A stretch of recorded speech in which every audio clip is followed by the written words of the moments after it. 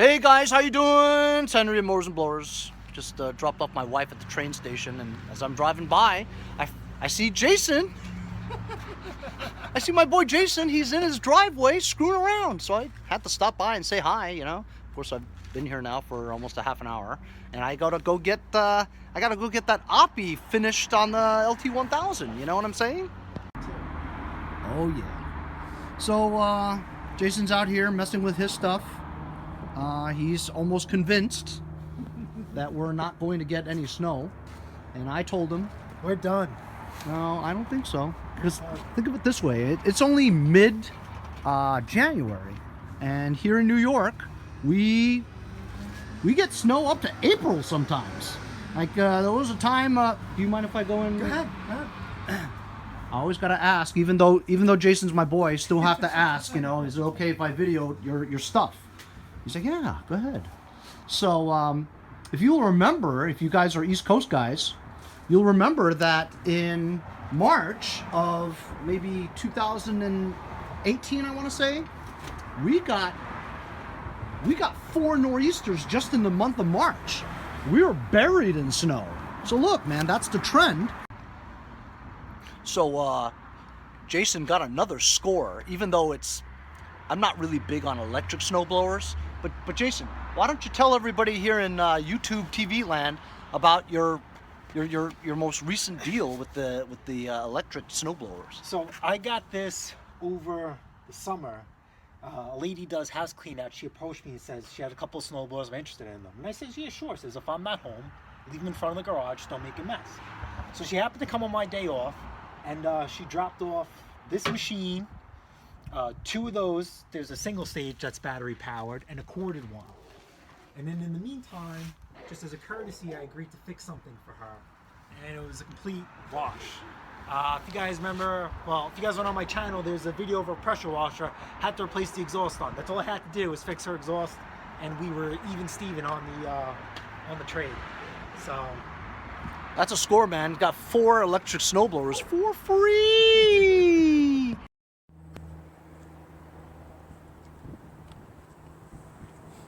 Alright, well, I'm back. I'm back at my house.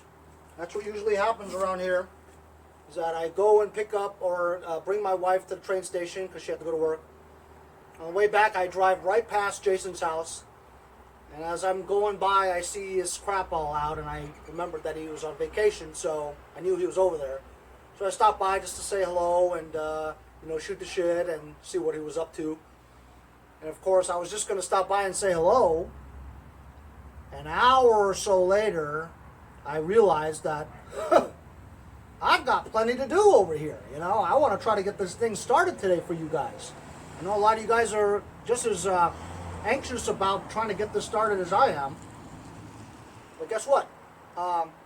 Like I said, there's a small oil leak right where the rear access inspection panel is. In the rear of this, there's the rectangular cover. Well, I didn't change the gasket on that.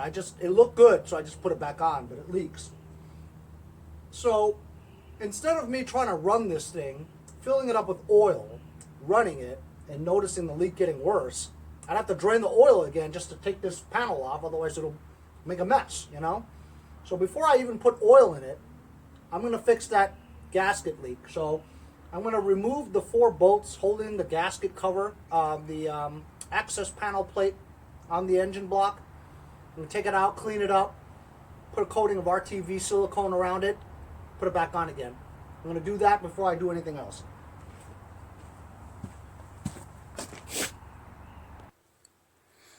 There's the access plate right in there. It's just 4 bolts. There's a leak on the very bottom over there. So I'm going to loosen the bolts and take that panel.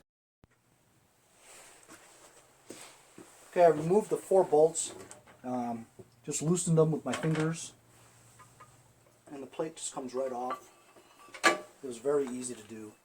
I noticed that the leak was coming from right around this area here.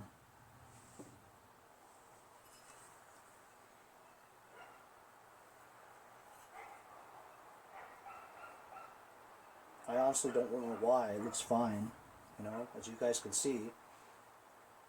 This gasket is good. It just leaks.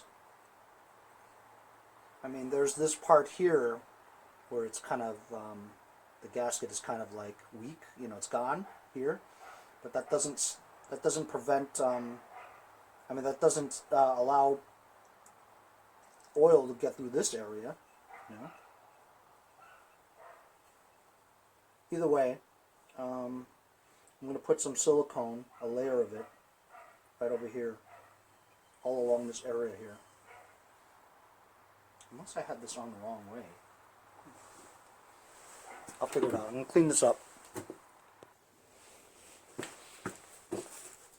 Use some brake cleaner from my friends at Lucas Oil Products. Clean the surfaces here where the Earl is at.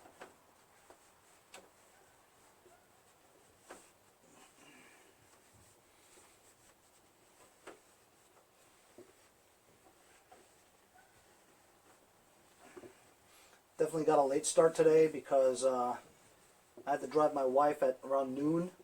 Hung out at Jason's house for about an hour or so. It's now almost 2 o'clock. And now fortunately I can go most of the afternoon without my other obligations that I need to attend to, such as my daughter doesn't have school today because they had midterms. Cleaning the gasket surface here in preparation for my RTV silicone bead. Honestly, it's a little strange why it leaks because I don't see any reason why it would leak, you know? And I tightened it pretty tight, so I don't understand. But we'll get that silicone on there and hopefully that'll fix the issue. So there's the bead. I put it a little bit thicker than the sump because apparently you need it to be a little bit more thicker than it is because it apparently either I didn't tighten it enough or it just needs to be a thicker bead. So I'm going to install this now. Honestly, maybe it leaked because I just didn't have it on very tight. I had a very small 1/4 inch drive socket, and I just used that to tighten. So now I'm using a breaker bar just to give it a 1/4 turn just to make it tighter. It probably just wasn't very tight is all.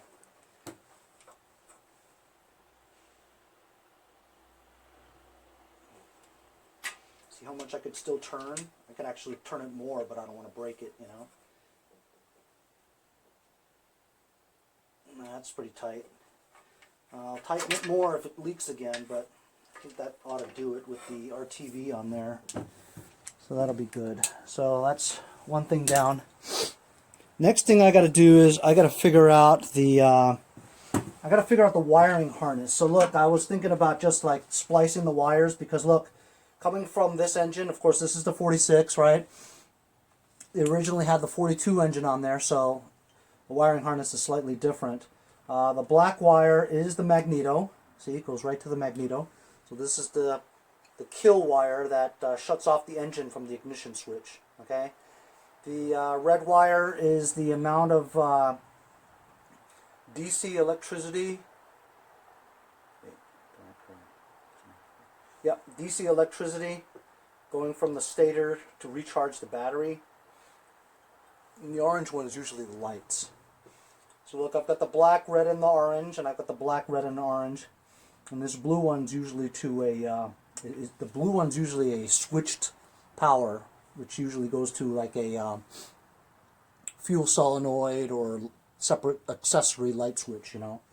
So that's really not important. But I didn't want to splice it, so I just thought, hey, why don't I take the wiring harness from the 42 engine and put it on here, you know? So here's the wiring harness from the 42 engine. just going to disconnect the stator from this side over here.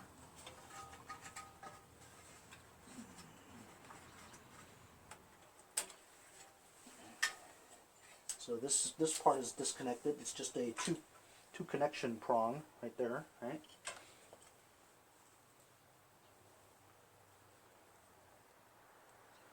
I have to cut this. This wiring harness also has this piece here, which I don't want. So I'll cut it here in case I have to reconnect it again.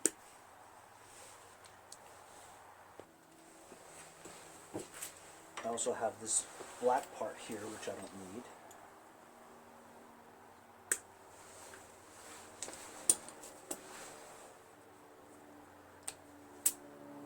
The kill magneto wire is the only one that I need to splice because it had a different ending to it.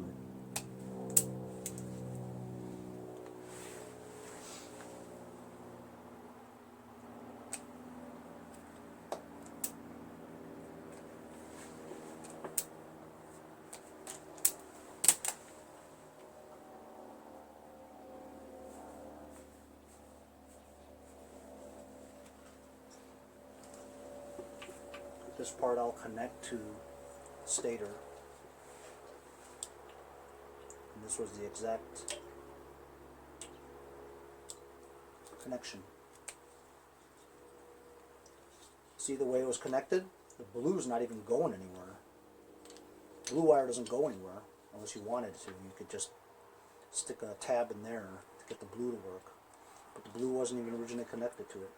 So I'm going to route this properly so that this thing is actually these two are connected to the stator.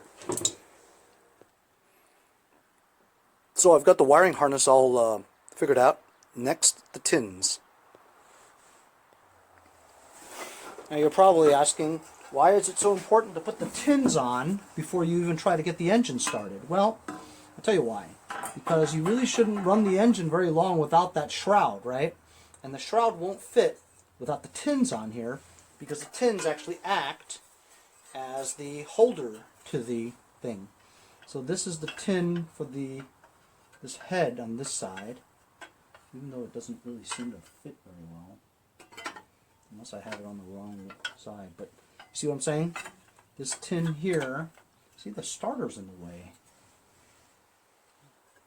But when this goes on here like that, right, these two holes actually hold the cover onto it without it hitting the flywheel as it's turning. I have to kind of figure this out because it doesn't seem to fit.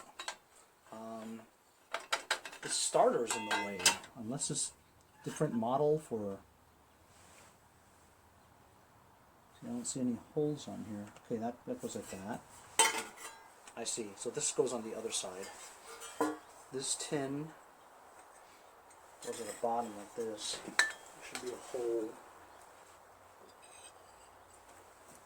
And there is.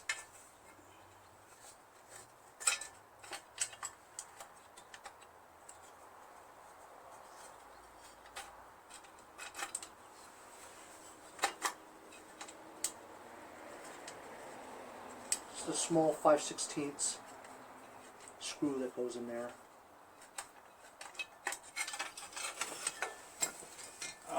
Gotta crawl under there to do it. This side is complete, but guess what? I don't think I have a black tin for the other side. I'm gonna have to either make one or buy one. Buy one? That's right. I might have to buy one. I don't have it, and I need it.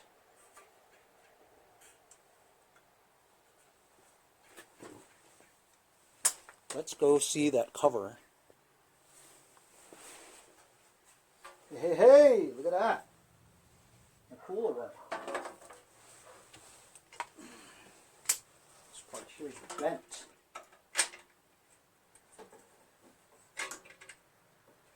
It's usually 3/8 bolts that hold. Has 4 holes here.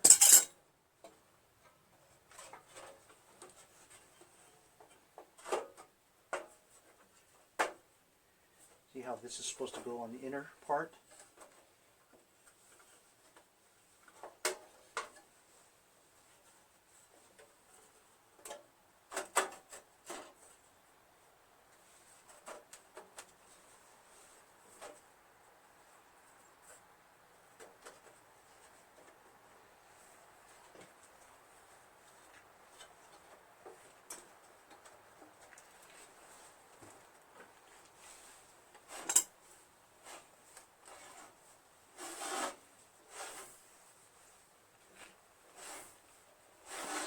compression.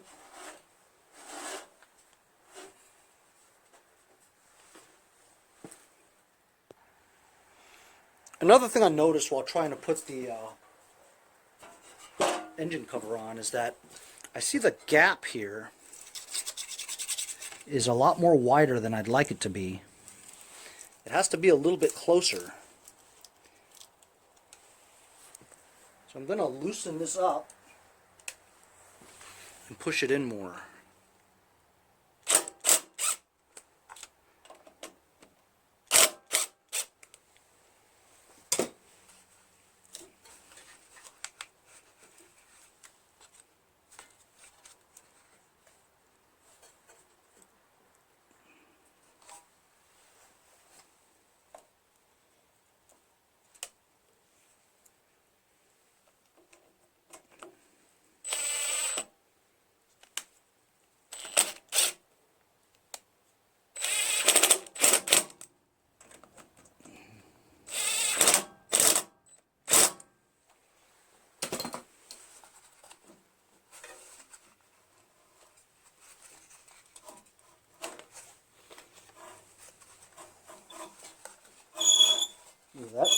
That's too close.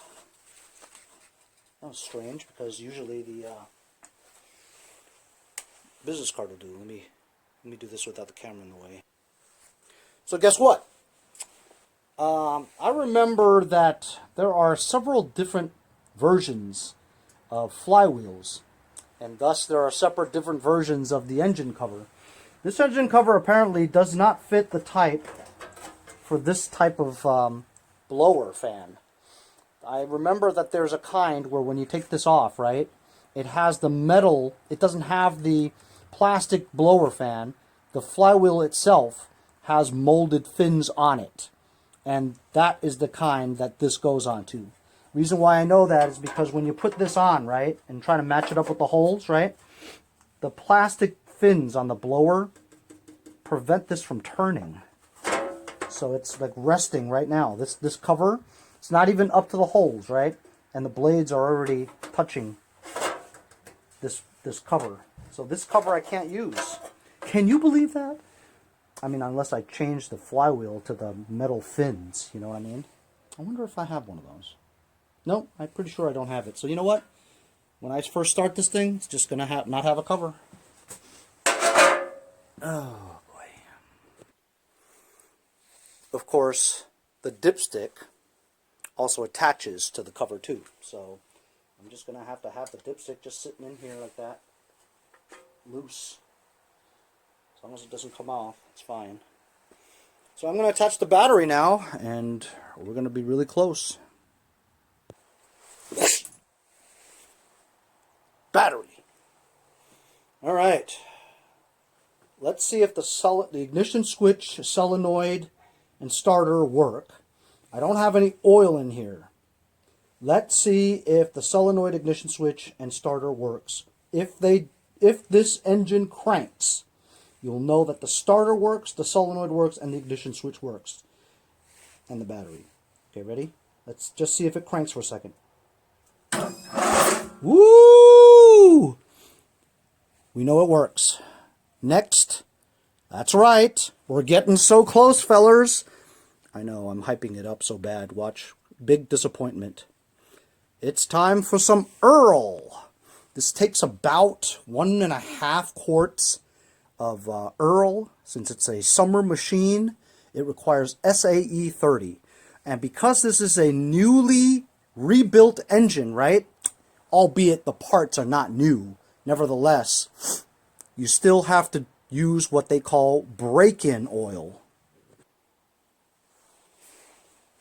So fortunately, because I am sponsored by Lucas Oil Products, an oil manufacturing company, they sent me some SAE-30 engine break-in oil. Protect your investment from the initial startup. Excellent protection for all flat tappet valve trains, a must for flat tappet cams and lifters. Not street legal. Also available in SAE 20 and 20W50. It's a true high-performance racing oil. high zinc and phosphorus ZDDP package. Maximum protection for your new or rebuilt engine. So, I'll admit, I've never used break-in oil before. I always just put in regular oil. You know what I mean? But this is the proper way to do things. And I hate to say it, but I have a big puddle of oil on the floor. And I don't know where it's from. Can't be from this because this didn't have any oil, right? But I've got a big puddle of Earl on the bottom there. I really don't know where it's from. It looks fresh. It couldn't be from this. There's no oil in here. Well, you know what? I'm touching the bottom of the I'm touching the bottom of the drive pulley on the crankshaft pulley, the double stack. And it's not oil from there because it's dry. Which is good, because if you have an oil crankshaft seal leak there, oh man, that's a pain. But it's dry. But there's no oil in here. I mean, there's some, you know, I sprinkled it in there, but it shouldn't be enough to do that. But anyway, as far as I know, there's no leaks of oil in this thing, so I'm just going to pour it in. My first time using high zinc engine break-in oil, SAE30, from my friends over at Lucas Oil Products. Ding.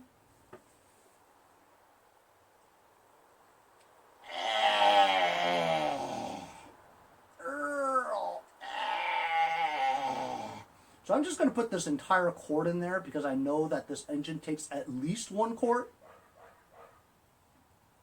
And then I'll check the levels when I dump this entire thing in there. Man, oh man, the anticipation of finally starting this thing for the first time. I won't lie to you fellas, I am quite nervous, but I always get nervous when I start an engine for the first time after working on it. Because, you know, I'm not a mind reader, and who knows what will happen. The engineering involved in the way things are put together, I'm not a certified engineer or mechanic, so I can only do the best I can, you know. Common sense plays a lot of a big role in what I do. The information that's provided for me on the interwebs, as well as all the great advice from the experienced mechanics that follow my channel and that actually comment. Now, I have been seeing some new commenters, and it appears that they've been following me all along. They just have not been commenting, you know. But as you guys know, I answer every comment, you know. I spend time looking at the comments and reading them and taking them all in and absorbing every comment, and I appreciate all the advice as well. For you guys that have been watching the channel for a long time but have never commented, come on, you could tell after watching all my videos, I'm a nice guy. And that's part of a success of a channel too. You have to be likable. I mean, if you're a dick, and look, everybody can be a dick once in a while, you know, but I'm just who I am. I don't think I'm a dick. I think I'm a nice guy. Most people say I'm a nice guy. Do I act like a nice guy on my videos? I just act myself. You guys be the judge of whether or not I'm a nice guy or not. But don't be afraid to comment. I welcome it. Not only that, it helps the algorithm for the YouTube. More comments, more responses, more likes. Click the like button. Get notified whenever I have a new video. You know, there's still some people out there that's like, hey, Henry, when's your new video? I'm like, it's out already. You have to, as Jason Pate of Pate's Performance says, smash the like button, smash the notification bell button, and that way you guys will always know whenever Henry has a new video out. You should be prepared because I usually have one every day. That's why keep the videos coming. Help me make videos each day by donating $1 or $2 to paypal.me/mowers and blowers. And also, hey, you know what? Go on eBay. In the search area, type in Mowers blower sticker. You'll see my 2 stickers over there. help support the channel. Buy a sticker. Alright, so look, I just poured that 1 quart in here of engine braking oil. Oil takes a while for it to go down this dipstick and you know, collect on the bottom. You take out the dipstick and you wipe it clean. Just wait a little while, right? And then stick the dipstick in. Dipstick? Cletus, you dipstick!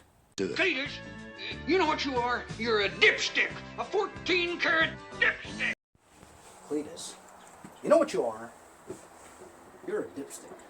You're a 14-karat dipstick! All you youngins who have never watched Dukes of Hazzard, you're missing out. I think you could still see Dukes of Hazzard on TV land. Great show. Incidentally, that is where the term Daisy Dukes came from. All the chicks that you guys see on the streets wearing those cut-off denim shorts, the short shorts, we love Daisy Dukes. Well, Daisy Dukes came from, she's a character on Dukes of Hazzard. So it's at the ad line. I think that's okay to just try and start it. Right? Dun, dun, dun, dun. We're gonna try to start it now, fellers. Oh my God, I'm so nervous. Well, that's right. That was a little anticlimactic. Can't really start an engine without hooking up the fuel. I don't even know if there's any fuel in here. But this is the fuel line.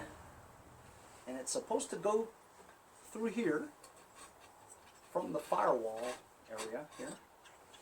Now, this, for you guys not familiar with the opposed twin, this hose here comes from the engine block, right around the head area. And that creates the pulse, the engine pulse that sucks, has air pulsing to the built-in fuel pump that's on the opposed twin carburetor. Now, if you guys aren't familiar with the opposed twin carburetor, it's one of the only carburetors out there for lawn tractors that has a built-in fuel pump on it. Can you think of another one that does that? I can't. Anyway, so the 4-screw one is called a Nicky carb.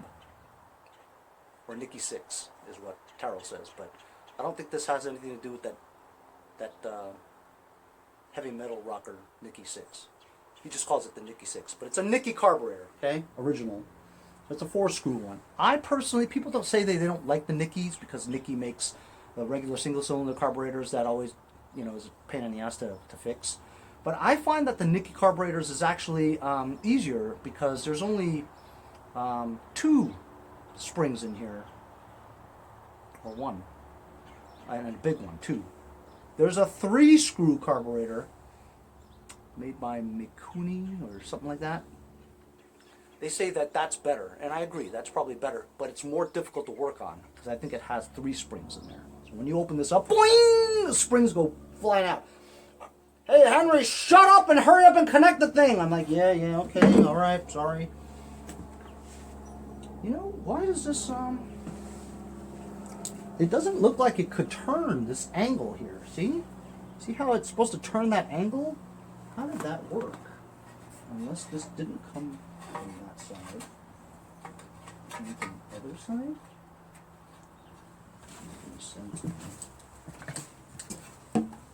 Did it come from over here? Aha, it did come from over here. Now looky here, I don't even know if there's any gasage in here. So you know what? I'm going to do some sucking. Hey!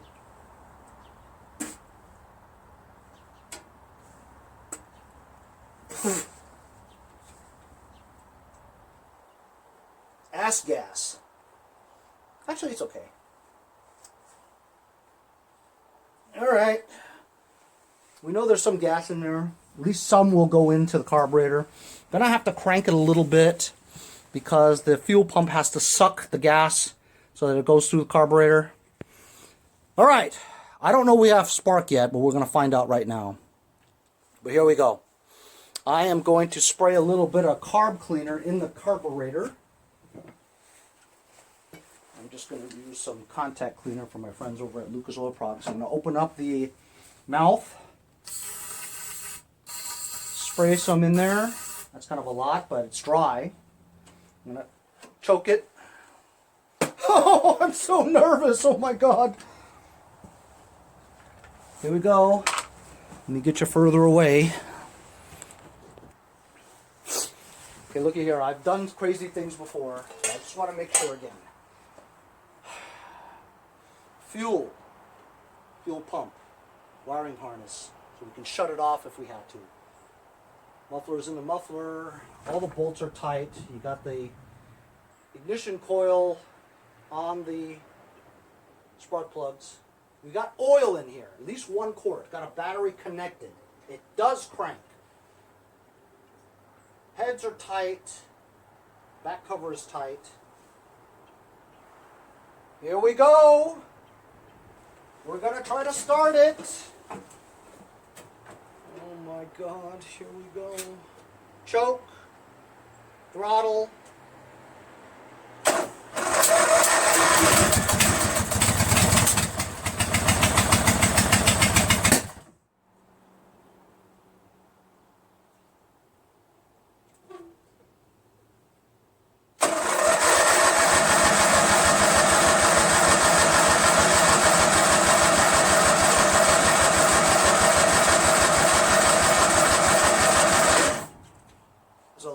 Fuel shooting out there. You see that?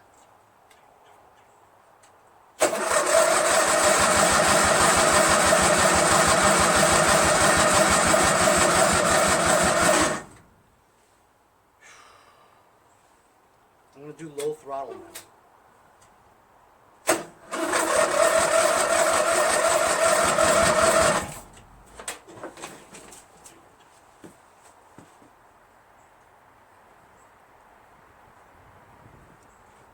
Well, we got a little piece of it, right? Let me spray some more of this stuff in here. Maybe it's not sucking enough gas in there.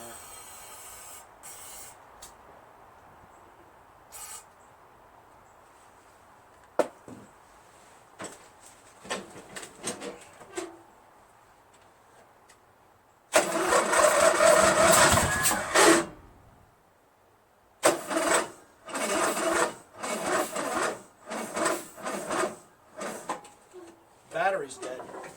Battery's not strong enough to start.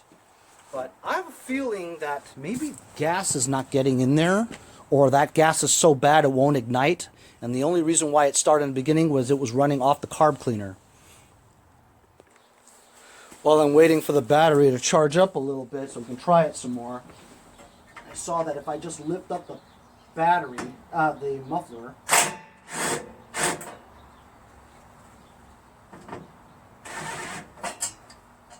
maybe not.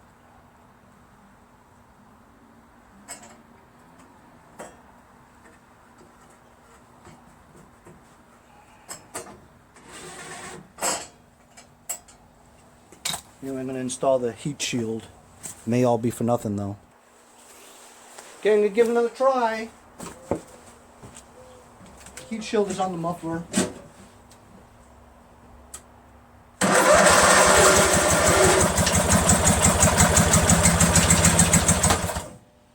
It always does that.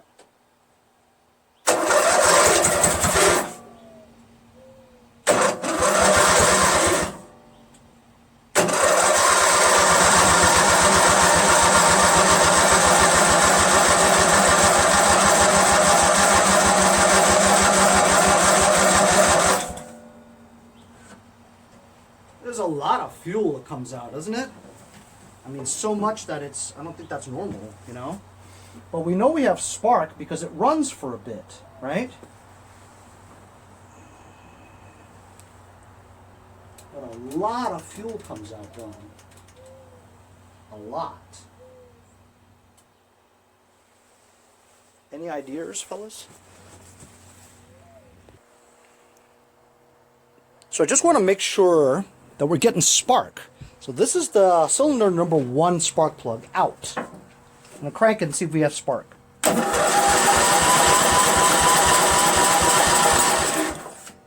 Good spark coming out of there.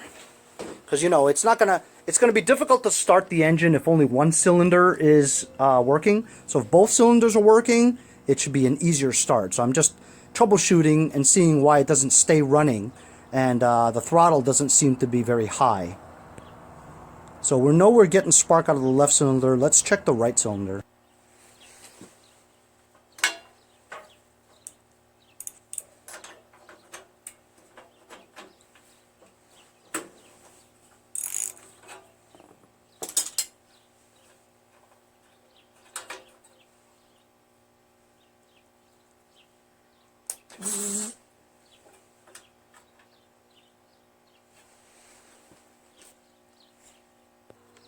Okay, now we're at the right cylinder, cylinder number 2. See if we have spark.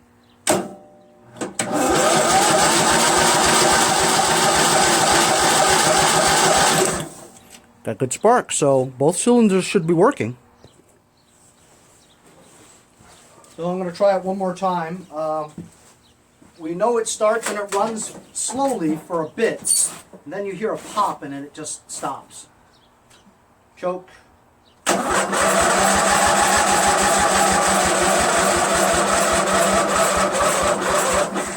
And the battery is never strong enough for it to really go, you know. Let's try engine start mode on this. High amps.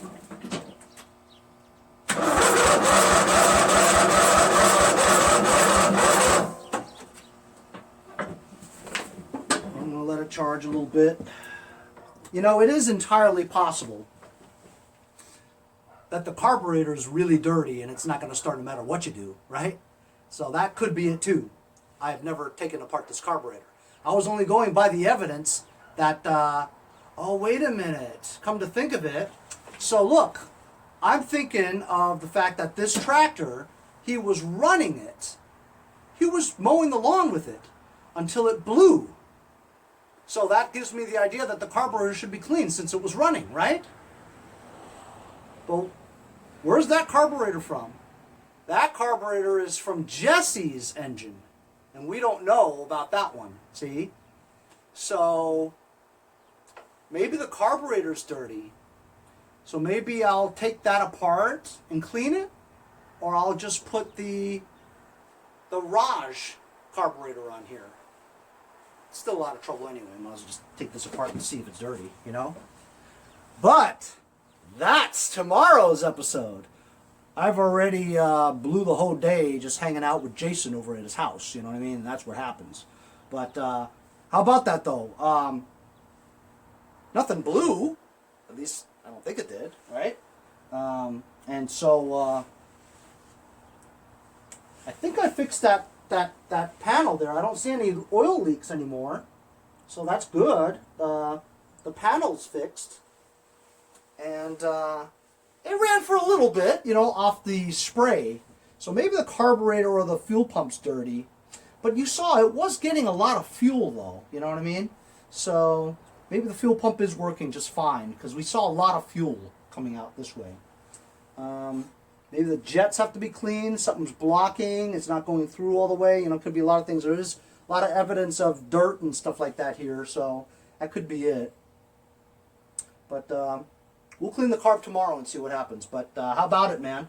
We got some of the tins on here. We realized that we cannot use that cover, which is another expense for me moving forward, I think, you know, which is not good.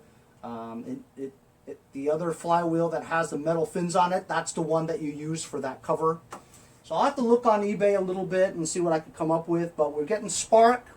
It started for a bit. It ran for about 10 seconds or 5 seconds. Slowly. I was afraid to take the choke off, you know, in case it stopped. It ended up stopping anyway. So I think it's only running on spray. But we do see a lot of fuel coming out, though. So the only way to really find out is take this carburetor apart tomorrow. But how about that, guys? First start. Thanks a lot for joining me, guys. Obviously, this is going to go to episode 10 at least. This was episode 9. I'll see you fellas next time on Mowers and Blowers.